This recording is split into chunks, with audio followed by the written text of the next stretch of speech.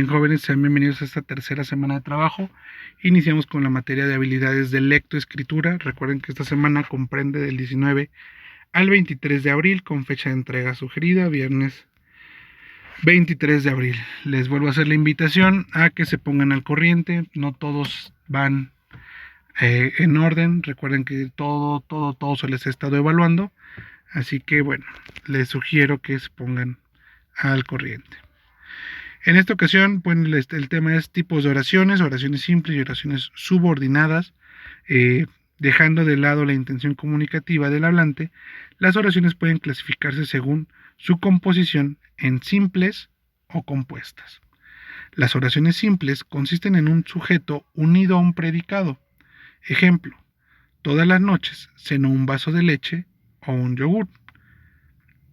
Las oraciones compuestas se componen de dos o más preposiciones. Pueden mantener una relación de yuxtaposición, de coordinación o subordinación. Las oraciones yuxtacompuestas son oraciones del mismo nivel sintáctico, unidas sin palabra de enlace, sino por un signo de puntuación, que es una coma, un punto y coma o dos puntos. Ejemplo: todas las noches ceno un vaso de leche o un yogur. Dos puntos. No me gusta ir a dormir a la cama con la barriga llena. Y aquí encontramos la oración yuxtapuesta, que es: no me gusta ir a dormir con la barriga llena. Oraciones coordinadas. Son oraciones del mismo nivel sintáctico, unidas por un conjunto coordinante. Ejemplo: todas las noches ceno un vaso de yogur, de leche o un yogur y me voy a dormir temprano. Aquí la Y es la conjunción coordinante. Oraciones subordinadas. Las oraciones dependientes de una principal o de un elemento de la oración principal unidas por medio de una conjunción subordinante. Ejemplo: todas las noches ceno yogur para no irme a dormir con la barriga vacía. ¿Sí? Aquí el para hace una diferencia a la I de y me voy a dormir de la oración coordinada, porque esta, en oraciones subordinadas, la segunda oración, la que está subrayada, depende completamente de lo que está diciendo la primera, ¿sí? Por eso se le llama subordinada, porque depende de la primera. Ahora entramos a las oraciones subordinadas. Estas dependen sintáctica y semánticamente de una oración principal o de un elemento de la oración principal que se denomina como un antecedente. Van introducidas por un nexo que puede ser una conjunción, un pronombre o un adverbio relativo. Oraciones de relativo. Son oraciones subordinadas que aportan información adicional sobre el antecedente de la oración principal. Van introducidas por pronombres determinantes o adverbios relativos que sirven de enlace entre ellas y la oración principal. Aquí les doy un ejemplo. Me gusta mucho la paella, que es un arroz. Me gusta mucho el arroz que comimos el otro día en aquel restaurante. Si se dan cuenta, en la parte donde está subrayada no funcionaría si no dijera que le gusta mucho X comida. ¿Sí? Si solo leemos que comimos el otro día en aquel restaurante, pues no se entiende. Tiene que estar subordinada. Y en esta ocasión está relacionada con la palabra que es una conjunción. Las oraciones condicionales son oraciones subordinadas que señalan la condición que debe cumplirse para que ocurra lo que expresa la oración principal. Van introducidas por la conjunción si. Ejemplo: cuenta conmigo si vuelves a ir a ese restaurante. ¿Sale? Entonces, aquí lo que estamos hablando es de la condición. O sea, una condición es: si vas, yo voy contigo. ¿Sale? Es más o menos para que se entienda el sentido de esta oración. Y las oraciones de infinitivo, participio y gerundio son oraciones subordinadas que expresan de forma abreviada el mismo contenido que otra oración, con el verbo en forma personal. Ejemplo, habiendo probado muchos restaurantes. Creo que ese es el mejor. Por norma general, las oraciones subordinadas van después de la oración de la que depende. Si la dependen, entonces deben ir separadas por una coma. Y aquí es así como lo marca el ejemplo. Habiendo probado muchos restaurantes, coma, creo que ese es el mejor. Tipos de oraciones subordinadas. Las oraciones subordinadas pueden clasificarse también según la función que desempeñan con respecto a la oración principal que las acompaña. Las subordinadas sustantivas desempeñan la función de un sustantivo en oración compuesta. Sujeto. Ejemplo. En verdad que he llegado tarde. Eso es verdad. Me alegra que te guste el trabajo nuevo. Eso me alegra. Complemento directo. Ejemplo. Deseo que deje de llover. Lo deseo. ¿Sí? El joven me preguntó dónde estaban las oficinas de correo. El joven me lo preguntó. Complemento de régimen. Confío en que les gustará el regalo. Confío en ello. Entérate de si mañana es festivo. Entérate de ello. ¿Sí? Si se dan cuenta, se hace un énfasis en la acción, ¿sí? En lo, en ello, en esto, ¿sí? Las subordinadas adjetivales desempeñan la función de un adjetivo en una oración compuesta, es decir, como los adjetivos complementan a un sustantivo. Estas oraciones subordinadas también se denominan oraciones subordinadas de relativo. Se clasifican en especificativas y explicativas. Ejemplo, los platos que usamos ayer en la cena son regalo de mi hermano. Especificativa, los platos que aún están sin lavar son un regalo de mi hermano. Explicativa, ¿sí? ¿Cuál es la diferencia? En la de arriba dice especificativa. ¿Qué quiere decir? Ella está resaltando que usamos ayer en la cena. O sea, los platos que usamos está siendo específicamente así. Está siendo específica en que los platos que usamos se los regaló su hermano. Y aquí donde dicen en el punto 2, los platos que aún están sin lavar, ella está explicando, ¿sí? Está haciendo como una justificación. Los platos que aún están sin lavar son un regalo de mi hermano.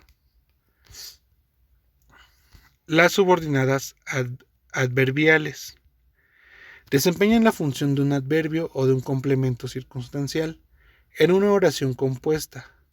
Complementan el modo en el que tienen un lugar la acción de la oración principal. Recuerden que la oración compuesta son dos oraciones en una. He llegado tarde porque perdí el autobús. Esta es una subordinada adverbial de causa. He ido al médico para que me dé una receta. Esta tiene una finalidad, que el doctor le dé una receta. Hemos quedado donde no nos conocimos. Subordinada adverbial de lugar, allí, nos está hablando de un lugar específico. He preparado la tarta como lo dice la receta. Subordinada adverbial de modo así lo hizo. Te llamo cuando llegue a casa. Subordinada adverbial de tiempo. Sí, si se dan cuenta, cada elemento subrayado y el tipo de subordinada adverbial que utiliza están marcados en estos ejemplos. Solo las subordinadas adverbiales de lugar, modo y tiempo pueden sustituirse por un adverbio. Actividad 3. A partir de la lectura y sus conocimientos previos, responde las siguientes preguntas. ¿Qué sé de este tema? ¿Por qué es importante conocer los elementos que integran una oración simple y una oración subordinada? ¿Cómo puedo identificar las diferencias? ¿Cuál es su función comunicativa e interpretativa?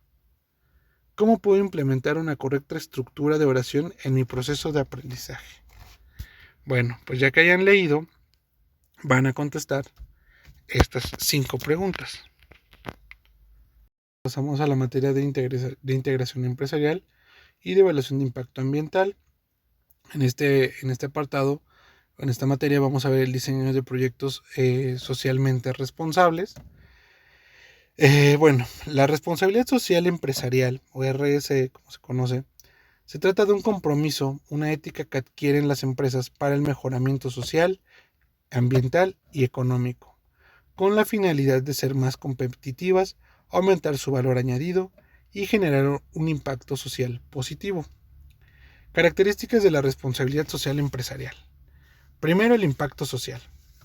Ser una empresa, tener responsabilidad social empresarial se compromete a generar un impacto positivo en la comunidad y los ecosistemas. Cuando se habla de responsabilidad social, se apunta a que intervengan nociones como la solidaridad, procesos sociales y cuidado ambiental en el mundo empresarial. No es caridad, es un cambio en la estructura y una nueva forma de pensarla, comprometerse a generar un impacto positivo en la comunidad y en los ecosistemas. ¿Qué quiere decir esto? Que una empresa va a buscar tener un menor daño ecológico que el que está haciendo, ¿sí? Que va a tener, social. ¿Qué es lo que quiere decir con esto? Que va a tener participación en la comunidad o comunidades cercanas a donde se encuentra instalada esta empresa. ¿Qué tipo de impacto social puede ser? Puede crear una fundación, puede dar apoyos a escuelas, puede dar apoyos a grupos vulnerables, ¿sí? Puede crear programas, proyectos, escuelas, unidades deportivas y que la comunidad tenga acceso. Son algunos de los ejemplos que pueden hacer. ¿Esto para qué? Bueno, con la finalidad de que la empresa tenga hacia sus trabajadores alguna actividad social que transmita que la empresa se compromete con, con la sociedad en la que la rodea. Por ejemplo, hay empresas que dicen, vamos a hacer una unidad deportiva para nuestros trabajadores.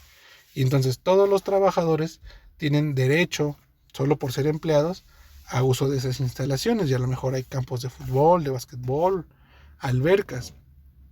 Pero también estas empresas, algunas construyen algunos salones para escuela o dan dinero para algunos laboratorios.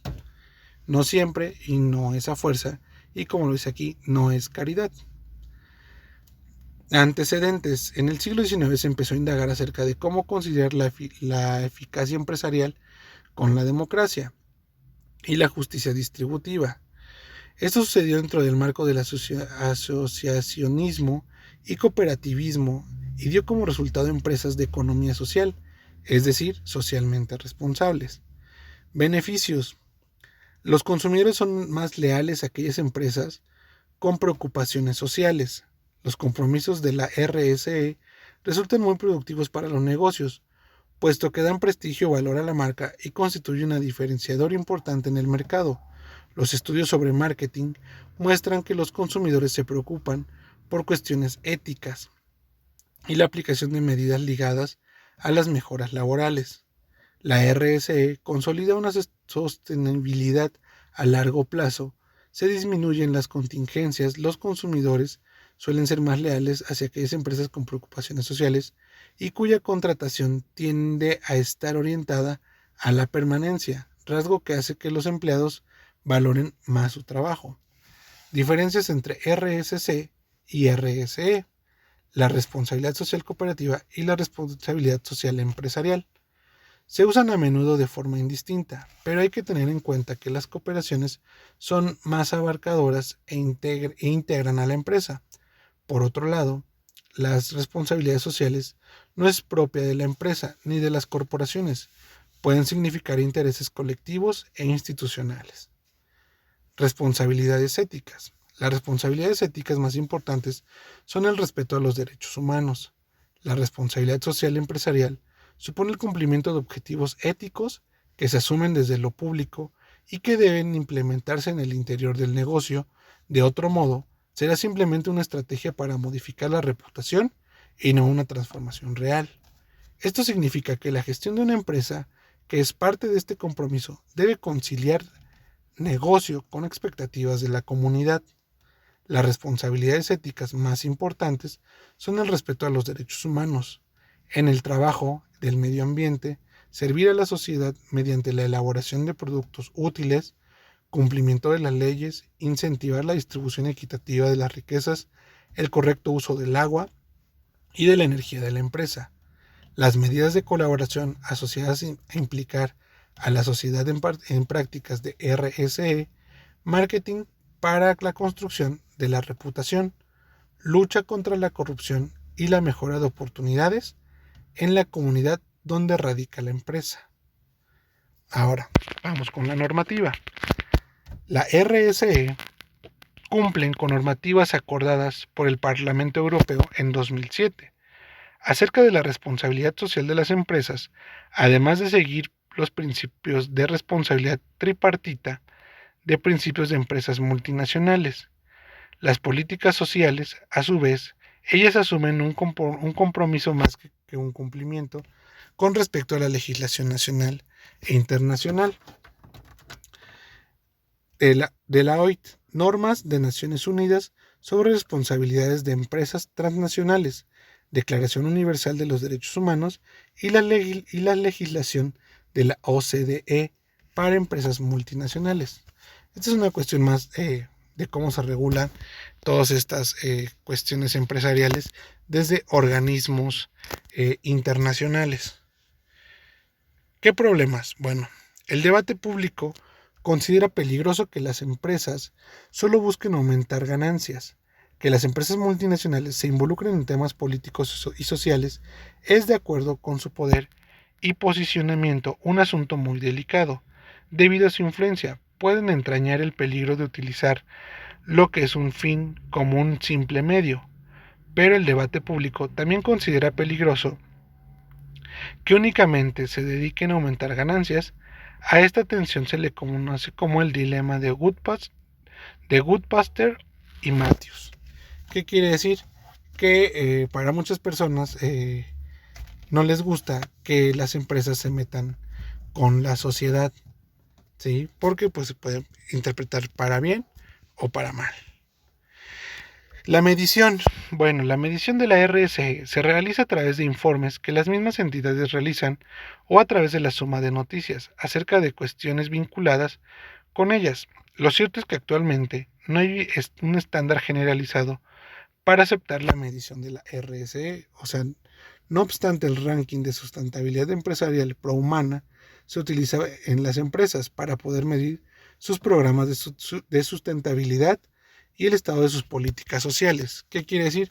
O sea, que no hay algo que te diga qué tan buena es una empresa con la sociedad o qué tan mala es una empresa con la sociedad. Si una empresa te da 1000 cosas o le pone una unidad deportiva a una comunidad y la otra empresa no lo hace, tampoco quiere decir que la empresa que no lo hace sea mala. A lo mejor no tiene los recursos para hacerlo. El engagement implica la creación de un lazo entre consumidor y marca. Las medidas de RSE se caracterizan no solo por generar un impacto positivo a nivel social, sino que en paralelo buscan asegurarse una conexión emocional con los consumidores. Puede decirse que ambos procesos van juntos. Esto significa que la aproximación a la sociedad tiene que realizarse de forma creativa. El engagement implica la creación de este lazo entre consumidor y marcas amadas, que también repercute en el interés de sus empleados y proveedores. ¿Qué quiere decir este punto? Bueno, cuando tú vas a una tienda, por ejemplo, hablando en cuestiones un poquito más locales, a lo mejor en tu calle hay 2 tiendas, ¿sí? Pero en una, el señor que atiende, pues es grosero, te contesta de malas, y por más que tenga buenos precios, pues tienes que ir a aguantarlo y verlo y siempre tiene malos tratos. Pero junto hay una tienda donde el señor que la atiende, pues es más amable, ¿sí? Si ve que va una persona adulta o mayor, pues le ayuda a cargar sus cosas, ¿sí? Entonces lo que tú haces es, te dice, el engagement te dice que esa relación de consumidor y marca o consumidor y tienda, pues te vas a ir donde veas que hay un mejor trato hacia la sociedad, hablando específicamente de la responsabilidad social empresarial, ¿sí? Aunque el otro señor malhumorado tenga mejores precios, pues tú en algún momento pues decidirás si le sigo dando dinero a este señor que es grosero con la demás gente, o aunque este otro que es más amable me da un poquito más caro, pero es mejor persona, ¿no? Más o menos es una analogía para que entiendan un poco este punto. Ejemplo. Entre los ejemplos de RSE pueden mencionarse empresas como McDonald's y Nestlé, como dos referentes de compromiso social. McDonald's tiene como finalidad dominar la industria de la comida rápida a través de la innovación y la creatividad, con la construcción de una gran familia de trabajadores para satisfacer las necesidades de sus clientes en un ambiente limpio, seguro y amistoso. Aquí el punto es llamar gran familia. ¿Por qué? Porque hace sentir que eres parte de la empresa. Por ejemplo, Nestlé garantiza la sostenibilidad ambiental, el buen uso del agua y la comunicación abierta hacia sus consumidores, además de considerar de forma efectiva los derechos humanos. Aquí lo que Nestlé está destacando es el buen uso del agua. Recuerden que en los tiempos en los que vivimos, este líquido pues empieza a escasear, y promover la responsabilidad sobre el uso del agua pues genera empatía en distintos sectores de la sociedad. Ahora, en equipo o individual, propongan acciones para su proyecto productivo sustentable con efecto etnoecológico en relación a los puntos 5, 6, 7 y 8 del decálogo de ESR que vimos en la semana 1 y redacten sus conclusiones. Bueno, jóvenes, pues esto es las actividades de la semana número 3.